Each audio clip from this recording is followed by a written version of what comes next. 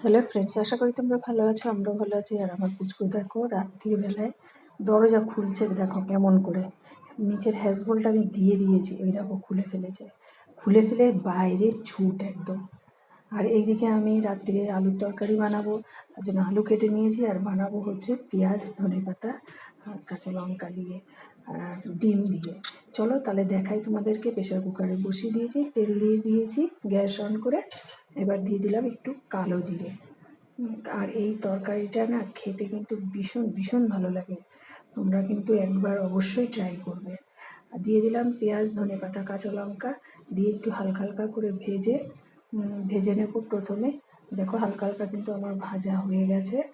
এবার এক এক করে আমি দিয়ে দেবো কেটে রাখা আলুগুলো দিয়ে এবার ভালো করে বেশ কষাবো। একদম ভালো করে বেশ নাড়িয়ে চাড়িয়ে কষাবো। আর আলু যত কষানো হবে তত কিন্তু খেতে ভালো লাগবে। একটু দিয়ে দিলাম নুন দিয়ে পরিমাণ মতো হলুদ দিয়ে আবার একটু কষাবো। দেখো কষাতে কষাতেই কিন্তু আলু নরম হয়ে গেছে অর্ধেক। আর এরপরে দিয়ে দেবো একটা ডিম। যা লাগবে না, এটা হচ্ছে লুচি, পরোটা বা প্লেন রুটির সাথে খেতে ভীষণ ভালো লাগে। আর দিয়ে দিলাম একটু চিনি দিয়ে ভালো করে নাড়াচাড়া করে এবার জল দিয়ে দেবো পরিমাণ মতো। একদম গামাখা গামাখা হবে।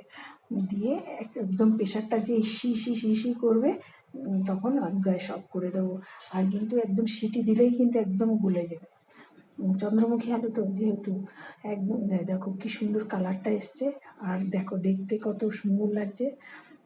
আর উপর থেকে দিয়ে দেবো একটু টমেটো সস দিয়ে একটু ভালো করে নাড়িয়ে চাড়িয়ে আবার একটু ঢেকে রেখে দেবো। তাহলে জলদি আমার চ্যানেলটি যদি তোমাদের ভালো লেগে থাকে আমাকে অবশ্যই লাইক, শেয়ার, কমেন্ট ও সাবস্ক্রাইব করে দিও বন্ধুরা। আর লঙ্কাগুলো কিন্তু অবশ্যই ডলে দেবে, যে যেরকম ঝাল খাবে। আর এইদিকে দেখো আমি গোল গোল পরোটা বানিয়েছি। দেখো আটা মেখে নিয়েছি আর এদিকে তেল দিয়ে বেলে নিয়েছি একদম হালকা তেলে। একদম বেশি তেল খাওয়া তো ভালোই না, তোমরা তো জানোই। আর কেমন লাগলো আমার চ্যানেলটা অবশ্যই আমাকে কমেন্টে জানাবে। আর এই তরকারিটা তোমরা অবশ্যই বাড়িতে একবার অন্তত বানিয়ে খেয়ে দেখবে, সকালে কিংবা রাত্রিরে। আর রুটি, পরোটা, লুচি যে কোনো সাথে, কেউ ভাতের সাথেও খেতে পারো, খারাপ লাগবে না।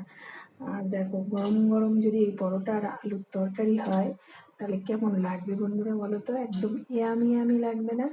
দেখো কি সুন্দর লাগছে। আবারও রুটিটা দিয়ে দিলাম, দিয়ে তেল দিয়ে ভেজেছি তো, আর দেওয়ার সাথে সাথে হয়ে যাচ্ছে। আর খুন্তিটা আমি কী করছি, তেলে ভিতরে ভিজিয়ে রুটির উপরে দিয়ে দিচ্ছি। এইভাবে যারা বেশি তেল খেতে না চাও তারা এইভাবে এরকম করে পরোটা বানাবে, গোল গোল পরোটা, আর সহজ পদ্ধতিতে। তাহলে আজকের মতো রাখি বন্ধুরা।